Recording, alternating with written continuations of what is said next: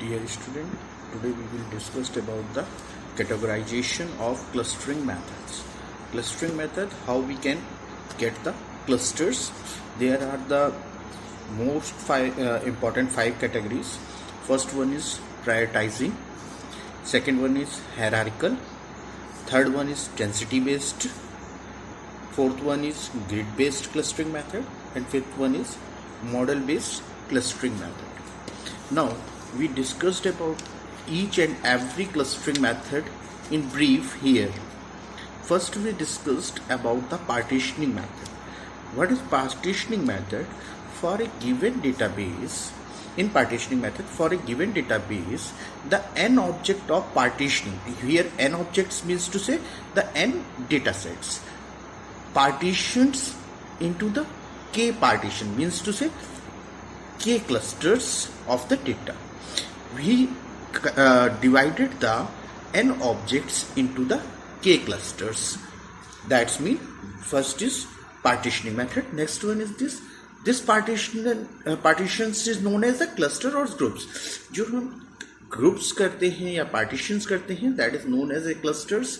मैं पहले ही डिस्कस कर चुका हूँ कि हम क्लस्टर्स और ग्रुप को जो डेटा सेट है उसमें डिवाइड करते हैं. Next one is each cluster or group must be satisfies the following requirement. Which requirements are must be satisfied by the clusters? That means each group must contain at least object. Means अगर कोई हम cluster बना रहे हैं तो उसमें कम से कम एक डेटा सेट होना चाहिए. ऐसा नहीं हो सकता कि हम डेटा सेट क्लस्टर्स बनाएं और उसमें कोई भी डेटा सेट अवेलेबल ना हो. ठीक है, तो हर क्लस्टर्स में कम से कम मिनिमम एक ऑब्जेक्ट या एक डेटा सेट होना चाहिए. ये मिनिमम रिक्वायरमेंट है. ठीक है, अगर हम कोई क्लस्टर्स बनाते हैं या कोई डेटा सेट लेते हैं, each object must be belong to the exactly one group. Means to say हर डेटा सेट किसी न किसी ग्रुप को या किसी न किसी क्लस्टर्स को बिलोंग करना चाहिए. अब यहाँ पर तुम एक चीज क्वेश्चन अराइज होता है कि मान लीजिए वो आउटलाइनर है तो वो किसी क्लस्टर्स को कंसिडर करता है. तो outliners is again a data set clusters that is known as outliner. तो अगर कोई क्लस्टर्स या डेटा सेट किसी भी क्लस्टर्स में नहीं आता, that is known as a outliner. तो वो आउटलाइनर का ग्रुप का पार्ट है, that is consider as a noise. लेकिन हमारा जब हम क्लस्टर्स बनाते हैं पार्टीशनिंग मेथड के थ्रू, तो हर डेटा सेट को एक ना एक क्लस्टर्स में पहुंचना जरूरी होता है, that is compulsory. For creating partitioning, we attempting to improve the partitioning of the moving object from one group to the another group. जब हम पार्टीशनिंग बनाते हैं तो होता क्या है कि पहले हो सकता है कि हम कंसीडर करें कि क्लस्टर्स ए बी सी. मान लीजिए इनिशियल फेज में हम कंसीडर करते हैं कि वेरियस डेटा सेट, मान लीजिए क्लस्टर्स ए है या क्लस्टर 1 है और कोई क्लस्टर बी है. ठीक है, यहां कोई डेटा सेट है 1, 2, 3 और 4. होगा क्या कि जब हम पार्टीशनिंग करेंगे तो हो सकता है कि जब हम इसकी कैलकुलेशन करें तो हो सकता है कि 2 जो है क्लस्टर ए से निकल के बी में चला जाए और क्लस्टर डेटा सेट 3 जो है वो हो सकता है क्लस्टर बी से निकल के क्लस्टर ए में आ जाए.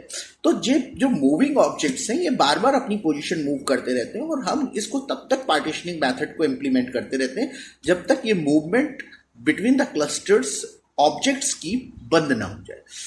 जब तक ये डिस्टेंस मीन्स टू से कि जब तक ये मूवमेंट बंद नहीं होता तब तक हम क्लस्टरिंग के पार्टीशनिंग प्रोसेस रिपीट करते जाते हैं.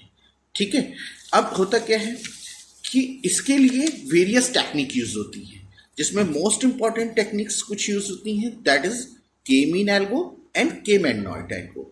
ठीक है, इनको हम डिटेल्स में नेक्स्ट लेक्चर में डिस्कस करेंगे. Now move to the hierarchical method. Here hierarchical method is create a hierarchical decomposition of a given set of data objects. Means हम जब डेटा ऑब्जेक्ट्स बनाते हैं तो उसके हायरार्किकल कंपोनेंट को डिस्कस करते हैं. Hierarchical component can be consider either agglomerative and divisive approach. Agglomerative approach एक टॉप डाउन अप्रोच की तरह बात करती है, जिसमें हमारे जो क्लस्टर्स होते हैं या डेटा ऑब्जेक्ट्स होते हैं, जिस डिफरेंट डिफरेंट ऑब्जेक्ट्स एक दूसरे से मर्ज करके एक नया ऑब्जेक्ट्स बनाते हैं। ठीक है, ये एग्रोमेटिव अप्रोच है, ये कभी कभी टॉप डाउन अप्रोच भी कहलाती है। ठीक है, next one is the divisive approach. Divisive approach is known as a bottom up approach. Bottom up approach में क्या होता है कि हमारे सभी क्लस्टर्स एक कॉमन क्लस्टर की तरह हम इनको कंसीडर करते हैं और इनको डिवाइड करते जाते हैं। ठीक है,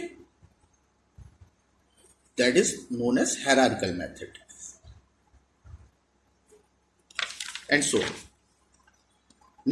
In next lecture we will discuss about the density and other gradient system.